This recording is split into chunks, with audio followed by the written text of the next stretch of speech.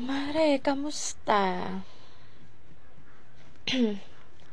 Ay, ako may ibabalita sa iyo.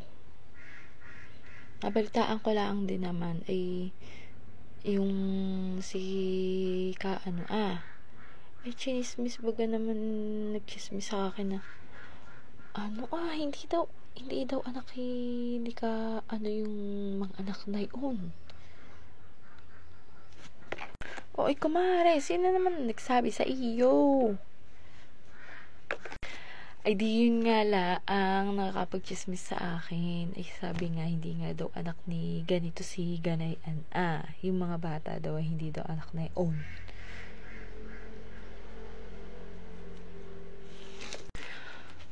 Uy, ano naman problema nila kung hindi naman anak yun ni ganon. Usong-uso na naman ngayon yung mga, di bagat yung mga may mga anak na iba-iba naman ng tatay. Uy, ano naman problema kung hindi naman yung anak nung sinasabi mong yun?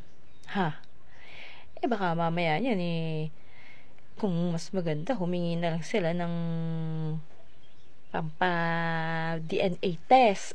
Pag nagpa DNA test sila, di pa DNA test na lang nila nang mapatunayan kung talagang hindi baga naman yung anak na yung lalaking yun, di baga? Ay, oo nga, mas maganda nga yung kaya kung sila humingi ng pan DNA test dun sa nagsabi kung sino baga yung nagsabi na yun, kung talagang hindi yun anak nung babaeng yun. Di pagka binigyan sila ng pan DNA test, huwag na lang ipa-DNA test. At uso naman ngayon ang mga iba-iba ang tatay, di ba ga? Di sila yung nakaganito pa. Kaya nga, sabihin na lang kaya natin humingi ng pampa-DNA test dun sa nagsabi. Kasi nabagang nagsabi sa'yo at nang masabi naman natin dito kay para naman syempre.